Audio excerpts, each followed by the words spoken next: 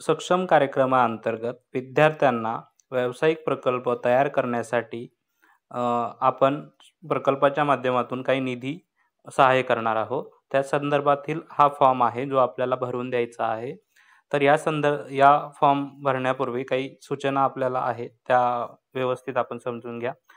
आणि इथं लिहून पण दिलेले आहे की जसं की हा फॉर्म फक्त शिक्षकांनीच भरावा. दुसरं, आपण या फॉर्ममध्ये 2 प्रकल्प नॉमिनेट करू शकतो, म्हणजे 2 प्रकल्पाची माहिती भरू शकतो. किंवा जर आपल्याला एक पण फॉर्म भरायचा असेल, एकाच प्रकल्पाची माहिती भरायची असेल, तर आपण ती भरू शकतो आणि त्यामध्ये दुसऱ्या टप्प्यात दुसरा नामांकन फॉर्म हा आपण वगळू शकतो. त्यानंतर तिसरं आहे की या फॉर्म आपल्याला जर 2 पेक्षा अधिक प्रकल्पाची माहिती भरायची असेल, तर आपल्याला हा फॉर्म 2 वेळेस भरावा लागेल. या फॉर्ममध्ये फक्त 2च प्रकल्पाची माहिती आपण टाकू शकतो. त्यानंतर या फॉर्ममध्ये आपल्याला आपल्या व्यवसायाची संपूर्ण माहिती आपल्याला भरायची आहे.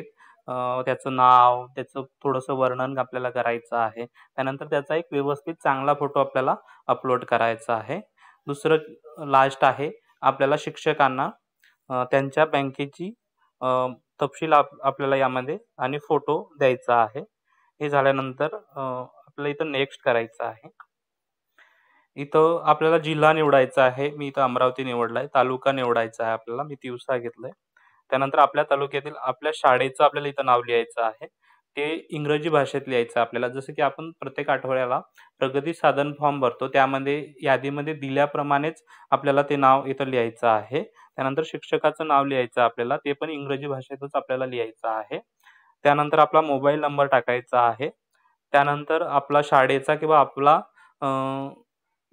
ईमेल आयडी आपल्याला इथं टाकायचा आहे. त्यानंतर आपण आपण आता शेवटचं जे सत्र विद्यार्थ्यांना शिकवलं आहे, ते आपल्याला इथं निवडायचं आहे. इथं टिक करायचं आहे. त्यानंतर आपल्याला पुढे इथं नेक्स्ट करायचं आहे. हे नामांकन क्रमांक 1 इथं आपल्याला विद्यार्थ्यांनी तयार केलेल्या व्यवसायाच्या प्रकल्पाबद्दल आपल्याला माहिती लिहायचं आहे. इथं सुरुवातीला विद्यार्थ्यांनी त्यांच्या ग्रुपला दिलेलं नाव, म्हणजे त्यांच्या गटाला दिलेलं नाव आपल्याला इथं टाकायचं आहे. जसं की मी इथं सावित्रीबाई फुले गट लिहिलाय. त्यानंतर त्यांचा जो व्यावसायिक प्रकल्प आहे, म्हणजे त्याचं नाव लिहायचं आपल्याला. इथं मी धूप अगरबत्ती लिहिले. त्यानंतर गटातील विद्यार्थ्यांची पूर्ण नावं लिहायची आहेत आपल्याला. ज्या गटामध्ये समजा एका गटामध्ये 5 मुलं असेल, तर त्यांचे संपूर्ण नाव आपल्याला इथं लिहायचं आहे. त्यानंतर आपल्याला आपल्या प्रकल्पाबद्दल एक 2 ते 3 ओळीमध्ये इथं वर्णन करायचं, मग त्याबद्दल माहिती लिहायची आहे. त्यानंतर इथं गटाने वस्तूचं, म्हणजे आपल्या त्या व्यवसायाचा काही नमुना तयार केलेला आहे किंवा प्रोटोटाइप तयार केला आहे का? तर त्याच्याबद्दल आपल्याला लिहायचं आहे. जसं की कार्यरत मॉडेल किंवा उत्पादन, आपण म्हणजे एखादं उत्पादन बनवलं असेल किंवा वस्तू बनवली असेल, तर आपल्याला एक कार्यरत मॉडेल टिक करायचं आहे. किंवा मग त्या प्रकल्पाबद्दल आपल्याला चार्टबोर्डवर किंवा पोस्टरवर लिहायचं आहे. त्यानंतर नमुना तयार केला नसेल, तर इथं आपल्याला टिक करायचं आहे. त्यानंतर ही वस्तू किंवा हा व्यवसाय प्रकल्प विद्यार्थ्यांनी बाजारामध्ये जाऊन बाजार सर्वेक्षण केलं आहे का? लोकांसोबत याबद्दल चर्चा केली आहे का? त्याचा म्हणजे अभिप्राय घेतला आहे का लोकांचा? तर किती लोकांसोबत संवाद साधला? तर हे आपल्याला इथं टिक करायचं आहे. त्यानंतर आपल्याला या व्यवसाय प्रकल्प करण्यासाठी आपल्याला फायनल किती रुपयापर्यंत खर्च येऊ शकतो, किंवा 20 ग्राहकांना विकण्यासाठी अंदाजे किती खर्च येऊ शकतो, ते इथं आपल्याला अमाउंट टाकायची आहे. जसं मी ₹500 घेतले. त्यानंतर विद्यार्थ्यांनी तयार केलेल्या व्यावसायिक प्रकल्पाचा आपल्याला फोटो इथं अपलोड करायचा आहे.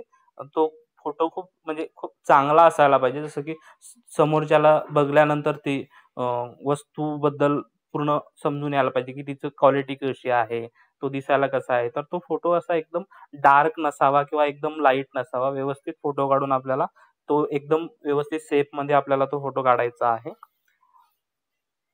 किंवा त्याच वस्तूचा किंवा दुसरा फोटो असेल किंवा आणखी व्हिडिओ असेल, तर तो इथं आपल्याला अपलोड करायचा आहे.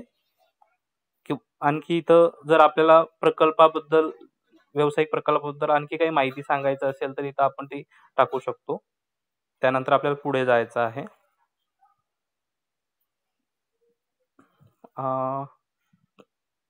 हे नामांकन 2 आहे.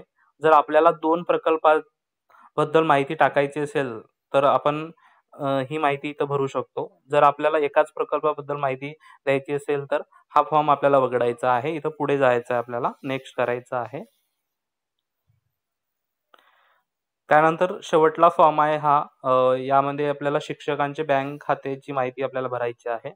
तर इथं सुरुवातीला शिक्षकांचे बँक खात्याचं नाव असतं, की इथं आपण स्टेट बँक ऑफ इंडिया तिथं त्यानंतर इथं शिक्षकांच्या बँक खात्याचा क्रमांक टाकायचा आहे. त्यानंतर बँक शाखा कुठली आहे आपली ते टाकायचं आहे. आपल्याला इथं IFSC कोड टाकायचा आहे व्यवस्थित. त्यानंतर इथं आपल्याला आपल्या बँक खात्याचा व्यवस्थित म्हणजे पासबुकाचा किंवा मग कॅन्सल चेक किंवा मग स्क्रीनशॉट इथं आपल्याला त्याचा फोटो अपलोड करायचा आहे. हे कंपल्सरी राहणार.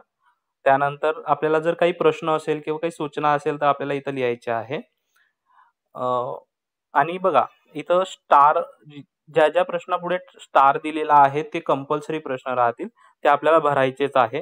हे झाल्यानंतर आपल्याला इथं सबमिट करायचं आहे.